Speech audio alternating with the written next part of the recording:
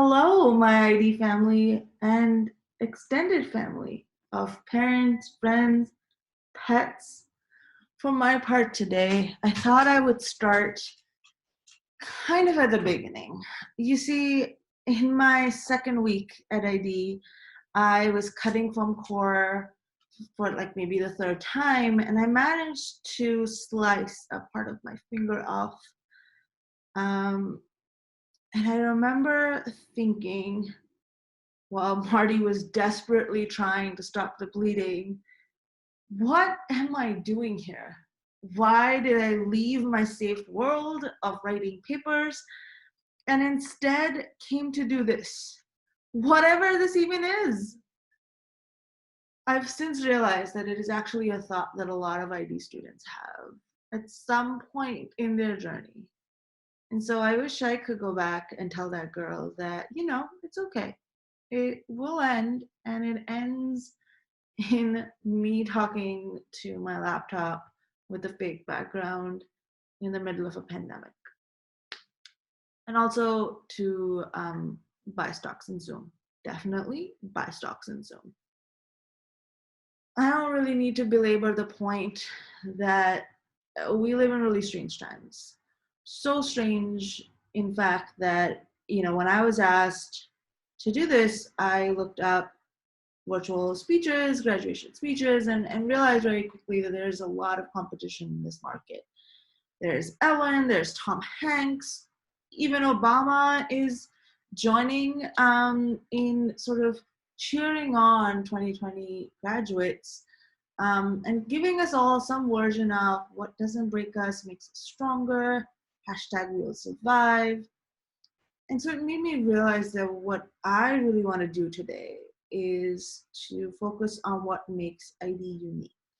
And for me, that's you.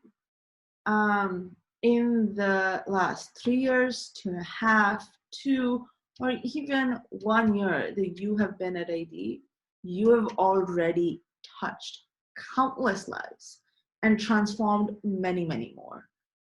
Whether it's through projects that you did or workshops or even this community that we have built. We at ID have also been part of some of the most pivotal moments. We were in the downtown campus and we moved to Kaplan, and we've helped put on roots that will stay here for years to come. We also were one of the last batches to be mentored by some of the most decorated faculty, such as Vijay and Anijo and Patrick Whitney. It's not a stretch to say that as ID has transitioned in the last few years, we have lived right along with it and really put an imprint on its DNA, whether that's coming together to ask for more civic design and social innovation connected classes, or in putting up a giant red tent in a white struck building. I know it sometimes can feel like lip service when we're told that we're being resilient and persistent, but we really have adapted for everything that has been thrown at us, and we have thrived. That's not a small feat.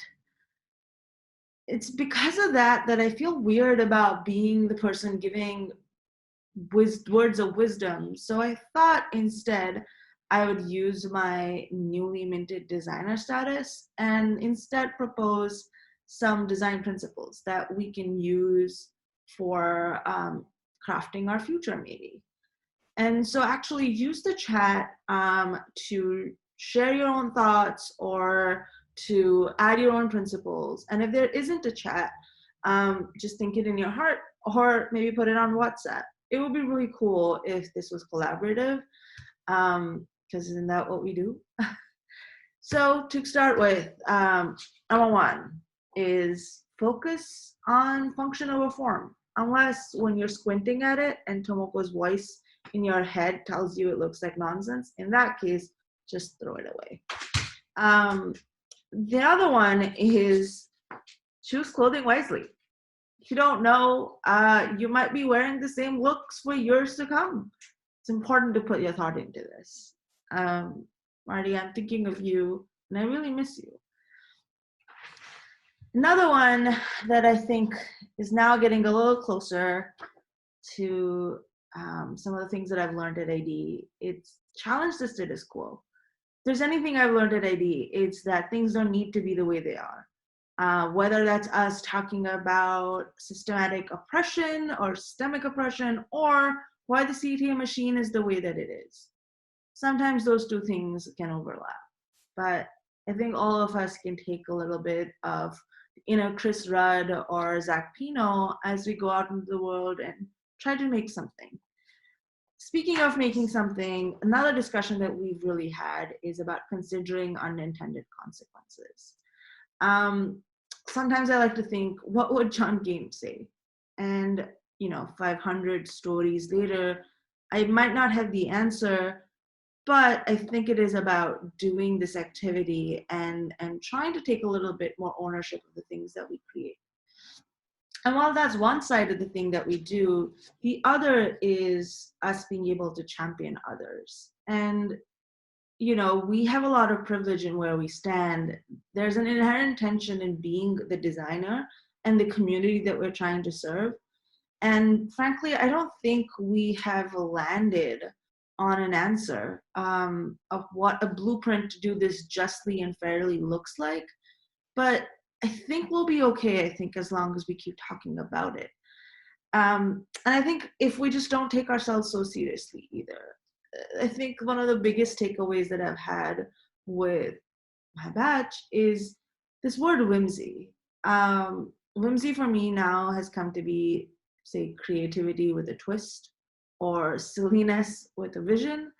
It lives in the International Food Fest that we've had, the Spirit Weeks, and it truly does live in every idea that we have put out in the world and those that we will continue to do. Thinking about what we're going to put out into the world, I just wanted to do a call to action for throwing away buzzwords.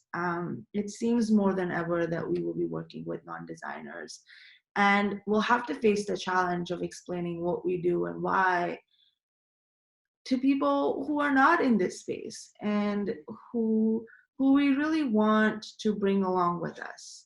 These could also be our family members who are constantly wondering, what in the world? I would be lying if I said that I was okay with not being with you guys in person and meeting the people who have supported you through your own journey. Thinking about those, I really want to take a minute to shout out my parents who have supported me unconditionally, especially my mom, who's probably had the toughest last 4 years of her life, learning how to walk again after a road traffic accident in India. Mom, your strength is the reason I don't find things too hard. And Dad, your humor is the reason I can stay afloat. Thank you so much for believing in me and being with me through this entire journey. And honestly, just hug your loved ones. And, because I'm not there, hug yourself from my side. I really wish us all the best for our future. And cheers to us. We made it.